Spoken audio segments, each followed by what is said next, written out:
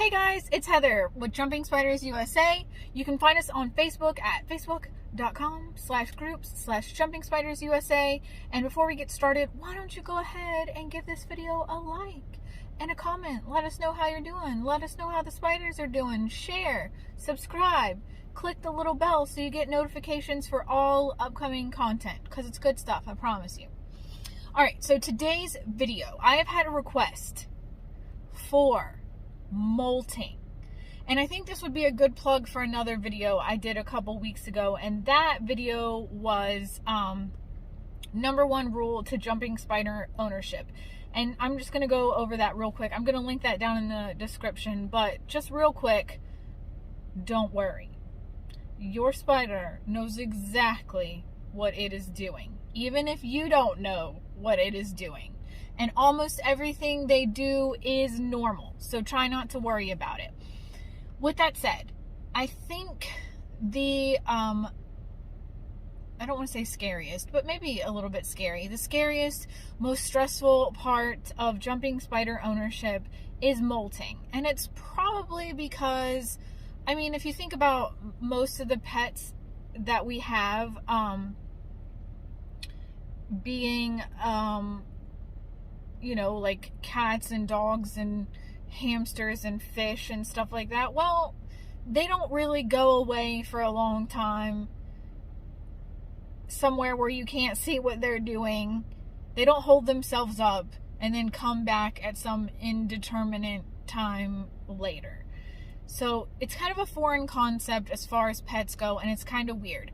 But thankfully, like I also talk in that other video, the number one rule video, jumping spiders are still wild creatures and they still have all their instincts intact, even if you have a captive bred spider, because where did that jumping spider's descendant come from? Not that long ago. So it's still a wild animal and it knows what it is doing and it doesn't generally need your help. So now that we've gotten that out of the way, and now that you're not going to worry because I told you not to, because that is the way to make somebody not worry, by saying don't worry, then now we can talk about molting. And so a spider, a jumping spider, I'm going to talk generalities because there are, are a lot of jumping spiders out there. So a jumping spider is typically going to molt about 8 times, and it's going to do it over a period of about 9 months or so. And there's not a set time that it's going to do that. It's not going to do that on any set interval, and it's not going to do it on your timetable either. So generally speaking, the younger your spider is, the more frequently it's going to molt, and the quicker their molt is going to be. The older they get, the longer it takes, and the more spaced out their molts are going to get. So when they're like little tiny babies, they might molt like once a week, 2 or 3 times. And then it might get longer from there. It might get like a couple weeks out. It might be like a month out. And then before, their very final molt, it may have been more than a month before their last molt. These are just generalities. Like, it can happen, sooner than that. But again, there's like not really a set schedule that they're going to do it on. And so when the molt process itself, like actually them shedding their old exoskeleton, it's kind of quick. It doesn't take that long, maybe 30 minutes, maybe a couple hours. The actual process of them doing it doesn't take that long. And then so you might think, well, why the F has this spider been in there for a month? What is going on? Something must be wrong. No, probably not. Although I don't want to scare you, because we already said don't worry.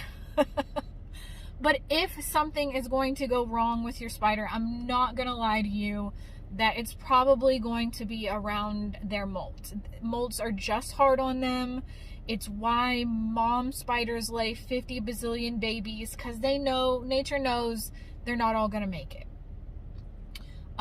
So if something bad happens to your spider, it's most likely to happen around a molt. And if you're going to be in this hobby and spend, you know, any considerable time doing it and have your fair share of spiders over the years, they're going to die, and it's going to be sad. And it's one of the suckier aspects of the hobby. They don't live that long in the best of circumstances. But, you know, molts can be hard on them. But with that said, there's not really anything you can do about it. Except you can increase the humidity in their enclosures during molting. Like, I typically mist my spider like once a day, and for water during, you know, regular times. But when they're molting, I might even do it 2 or 3 times a day. And then somebody asked in the group specifically, they wanted to know about misting and where do you do it and how do you do it. So that's kind of how you do it.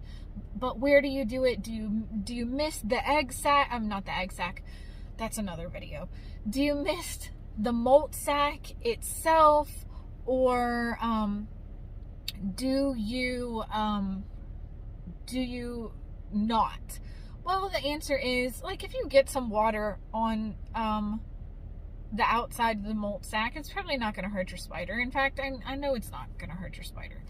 But you don't need to spray the molt sac itself. You know, you can spray in the normal spot that you spray water, and sometimes your spider will poke its head out and drink water, and sometimes it won't, like during that time of molting. So this can also be variable. Like, you know, sometimes people talk about pre-molt, and in pre-molt different things can happen. So your spider might just absolutely engorge itself, and you might have like a little fat as a tick spider that goes into molt, or you might have one that doesn't eat for a while. Both are normal. So whatever your spider is doing is normal. You may see either one of those. And then once they go into their molt sac, it's going to be a thicker, typically, it's going to be a thicker hammock than just a regular hammock. You know, a regular hammock is pretty see-through. You can, you know what they're doing in there. But a molt sac can be pretty thick, and you might not really see anything but like their shadow in there. Or if your spider doesn't do that, you know, that's also okay. That's also normal. If your spider is like, you know what, I don't care if you look at me while I'm in here, I don't need this privacy while I'm changing. Okay, that's fine. You just have a what is that word? Not voyeuristic. You would be the voyeur watching your spider like that, you pervert. Joking. Exhibitionist, that's the word that I meant.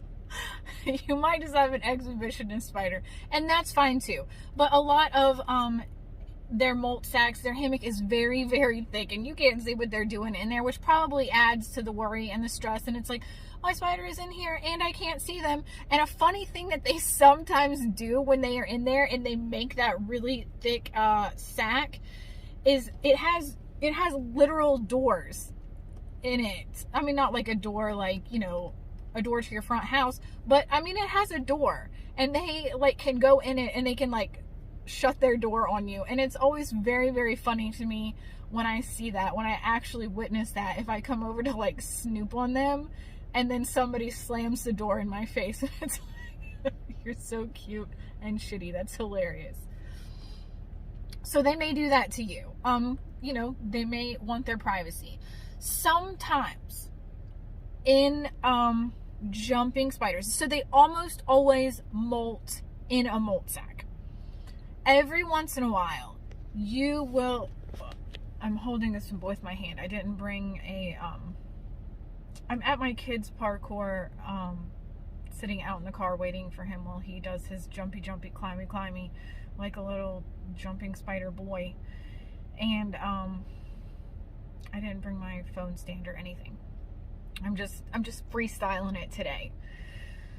So, what was I saying about, oh, every once in a while in a young spider, you may witness a spider like laying on its side, and it looks strange. It looks kind of like it's crumpled up, and its legs are all kind of like down like this together, and like down straight, and it's like laying on its side or maybe on its back, and it kind of like starts twitching or like wriggling around, like little sharp movements, and you're like, what is going on? Is my spider dying? Probably not.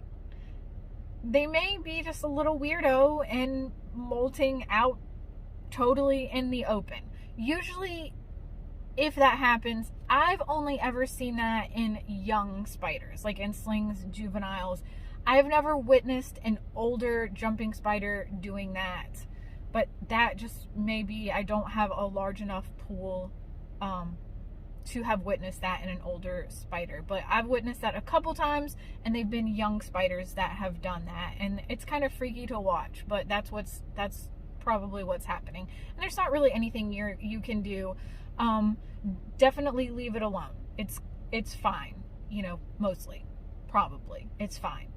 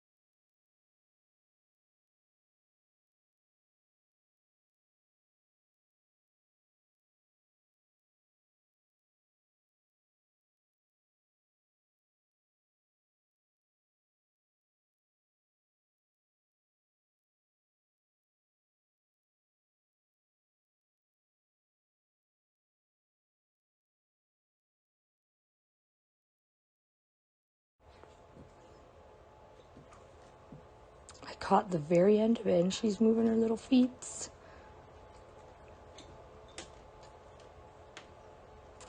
See?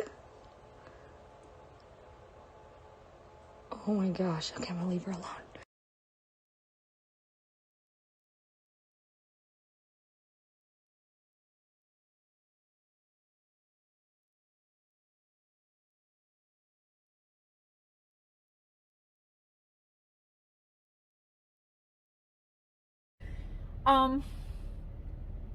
Also, you know, keep misting.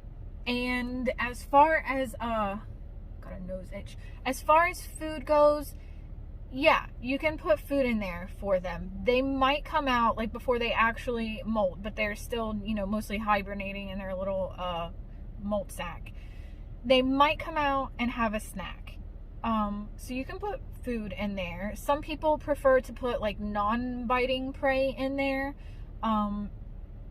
just because, you know, they're kind of busy and you don't really want to disturb them or put anything in there that's gonna like F them up too much while they're kind of at a vulnerable stage in their lives, so to speak.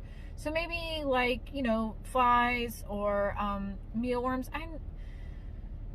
I know sometimes people talk about like mealworms and other things like biting and hurting your spiders, and I'm not saying that it cannot happen. I'm just saying that it generally doesn't. Like, jumping spiders are so incredibly smart, so incredibly fast, have such incredibly good vision that like pretty much nothing is a match for them. It's, you know, small prey species anyway. I'm not just saying it never happens, but generally, like, don't worry about it too much. Like, maybe don't put a cricket in there, you know, but like a mealworm, fly, something like that. It's gonna be fine.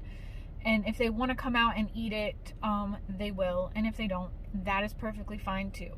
Your spider can go a long time without eating. Sometimes, like males, you know, especially, will go like a month without eating. Sometimes they'll be in there like a month molting, and, you know, they won't eat then either.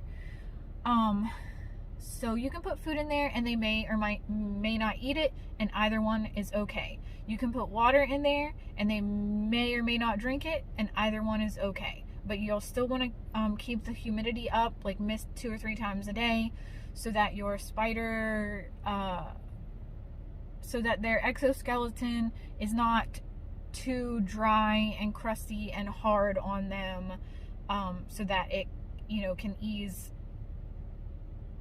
It's kind of like lotioning up your hands and then like exfoliating, like getting some of that old slough off. And so we moisturize your spider with moisture, just water. Do not put lotion on your jumping spider. So every once in a while you will have a spider not do well with their molt, and that is called a mismolt, and it can be very heartbreaking. But if you do this long enough and you have enough spiders, you're gonna see it.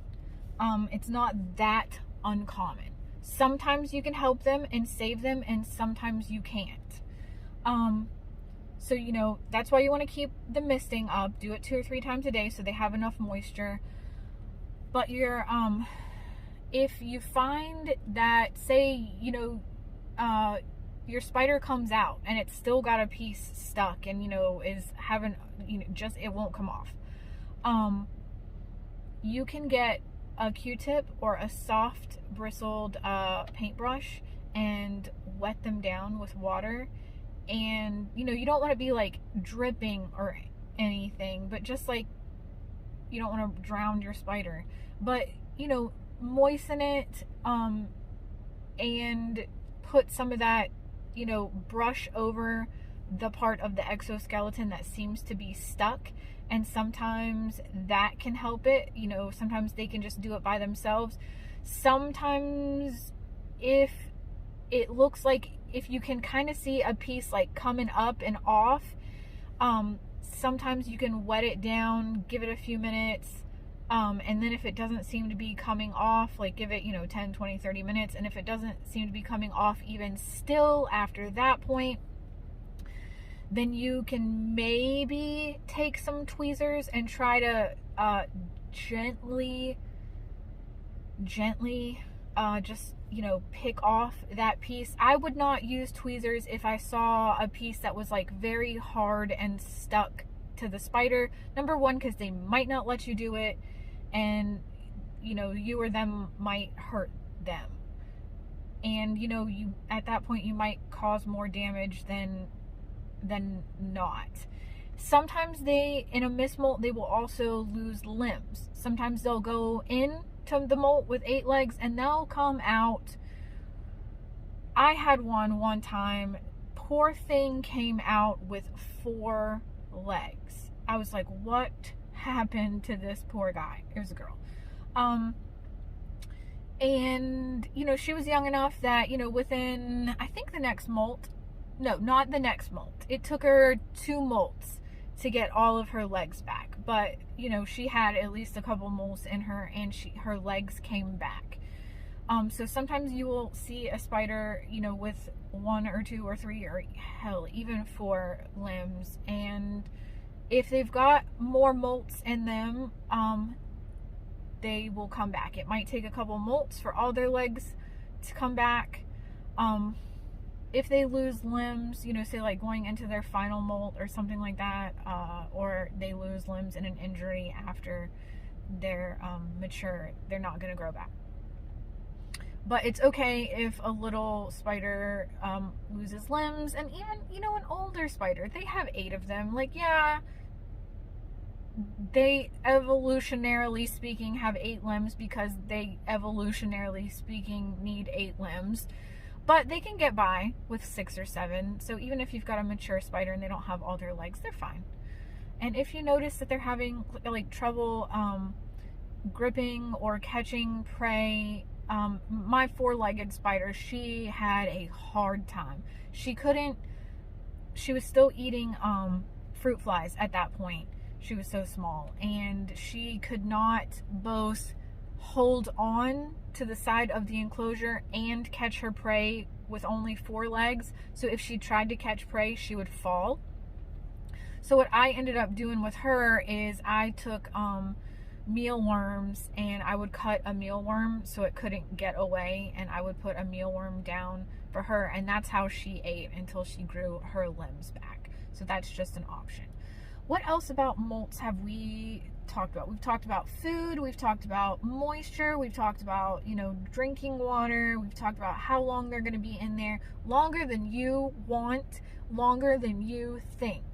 And yeah, that's just the way it goes. And I remember being new and I was like, oh my gosh, what is happening? I was really worried too. Now I can talk about it like, yeah, they're probably going to be gone for a while. Like, I'll see on the flip side. But, in the early days, I was worried. But they're wild animals. They know what they're doing. Even, if they're very friendly and, let you handle them and all that stuff. We can talk about instars. Some people ask questions about that, like, what do instars mean? And so sometimes you'll see people put like I4, like a lowercase I with like 3, 4, whatever number. And that lowercase I means instar. And a spider, when it hatches, it comes out of the egg I1. So that's its first instar after it hatches. And then every molt from there is, it bumps that number up. So if you have an I4, that means it's fourth instar and it has molted 3 times after it's hatched. They come out of the egg sac at I2. So I1 is when they hatch out from their little eggs and they stay inside. They still stay inside the egg sac. And then I2, after they do that, that's when they start coming out of the egg sac. So, hatch, I1, come out of egg sac, I2. And then you just start counting from then. And it's not super important, to perfectly know where your spider is. Sometimes it can be hard to track. There's not any reason typically that you have to know that. It's just kind of like a general, like, oh, where is your spider's development? So that is about that. And I think that those are the main points of molting, I think. So yeah, you just don't want to worry. But if something bad is going to happen, it's probably going to happen around a molt. But even still, don't worry, because there's not a lot that you can do about it. And usually they come out of it just fine with flying colors. And then they come out, and sometimes they can still be kind of soft after they come out, their exoskeleton. Some people give them, like a couple days after they come out of their molt to feed them. Just to let their fangs harden, and let their whole body harden, so nothing that could bite them would hurt them at that point. Oh, they may also kick out their old exoskeleton. Sometimes they keep it in the molt sac with them, and they just leave it in there, so it looks like once they've actually molted, it looks like there will be 2 spiders in there with them, and that's how you know they've molted. You did not gain another spider.